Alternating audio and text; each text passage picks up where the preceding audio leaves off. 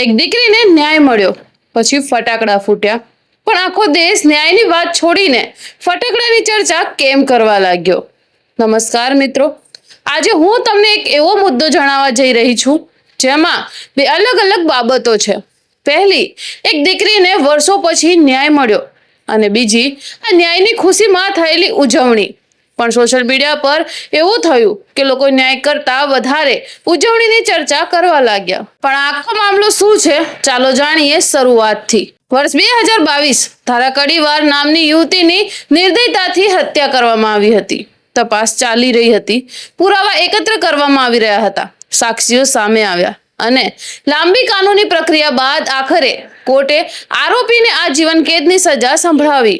આ ચુકાદા પછી ઘણા લોકો સોશિયલ મીડિયા પર ખુશી વ્યક્ત કરતા જોવા મળ્યા. કોઈએ પોસ્ટ મૂકી તો કોઈએ વિડીયો બનાવ્યો, તો કોઈએ લખ્યું કે આખરે એક દીકરીને ન્યાય મળ્યો. પરંતુ આ દરમિયાન એક વિડીયો સૌથી વધુ વાયરલ થઈ રહ્યો છે, અને આ વિડીયોમાં જોવા મળ્યું કે કીર્તિ પટેલ ફટાકડા ફોડીને ખુશી વ્યક્ત કરી રહ્યા છે. અને બસ આ વિડીયોએ સોશિયલ મીડિયા પર નવી ચર્ચાઓ શરૂ કરી દીધી. કેટલાક લોકોએ કહ્યું, આ શું જરૂર હતી? રસ્તા પર ફટાકડા કેમ ફોડ્યા? આ યોગ્ય નથી. કેટલાક મીડિયા અહેવાલોમાં પણ આ ઘટનાની ચર્ચા થઈ અને વિવિધ પ્રકારની ટિપ્પણીઓ પણ કરવામાં આવી. પરંતુ આ ટીકાઓ બાદ કીર્તિ પટેલે પોતાનો પક્ષ પણ રજૂ કર્યો. તેમના જણાવ્યા મુજબ તેમને ટ્રાફિક વચ્ચે કે લોકોની તકલીફ પડે એવી જગ્યાએ ફટાકડા ફોડ્યા નથી. તેમને એવો પણ દાવો કર્યો કે તેમની ખુશીનું માત્ર એટલું કારણ હતું કે ધારા કેસમાં આરોપીને સજા મળી. તેમના કહેવા મુજબ તેમનો કોઈને હેરાન કરવાનો કે કાયદા તોડવાનો ઈરાદો ન હતો. હવે અહીંથી ચર્ચાનો અસલી મુદ્દો શરૂ થાય છે. એક તરફ એવા લોકો છે જેમને કહેવું છે કે જાહેર સ્થળે કોઈ પણ કારણસર ફટાકડા ફોડવા તે યોગ્ય નથી. બીજી તરફ એવા લોકો પણ છે જેમનું માનવું છે કે જ્યારે IPL જીતે છે, ભારત વર્લ્ડ કપ જીતે છે, અથવા દિવાળીના દિવસે લોકો રસ્તા પર ઉજવણી કરે છે, ત્યારે ફટાકડા ફૂટે છે. તો પછી જ્યારે એક દીકરીને ન્યાય મળવાની ખુશીમાં કોઈએ ફટાકડા ફોડ્યા, ત્યારે એટલી મોટી ચર્ચા કેમ થઈ? આ સવાલ સોશિયલ મીડિયા પર હજારો લોકો પૂછી રહ્યા છે. અહીં એક વાત ખૂબ જ મહત્વની છે. કોર્ટનો ચુકાદો અને ઉજવણી આ બંને અલગ અલગ બાબતો છે. ચુકાદો કોર્ટનો છે, ઉજવણી લોકોની વ્યક્તિગત પ્રતિક્રિયા હોઈ શકે છે, અને દરેક વ્યક્તિ પોતાના વિચાર પ્રમાણે તેને જુએ છે.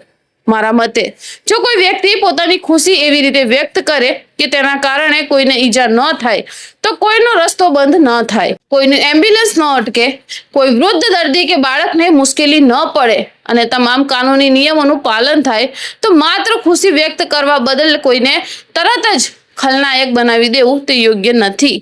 હા, જો કોઈની ઉજવણીના કારણે લોકોને નુકસાન થાય, ટ્રાફિક જામ થાય, અથવા કાયદાનો ભંગ થાય, તો તેની ટીકા થવી પણ સ્વાભાવિક છે. તેથી દરેક ઘટનાને તેના તથ્યોના આધારે જ જોવા જોઈએ. સાબિત થાય છે કે આજે એક દીકરીને ન્યાય મળ્યો અને ખૂનીઓને સજા પડી, એ ખુશી માટે આજે મેં એવી કોઈ જાતના રોડ ઉપર, એવી કોઈ ટ્રાફિકમાં કે એવા કોઈ વાહનોને નુકસાન ના થાય ને એવી જગ્યાએ મેં ફટાકડા ફોડ્યા. એ ભાઈ તને એડ્રેસ આપું.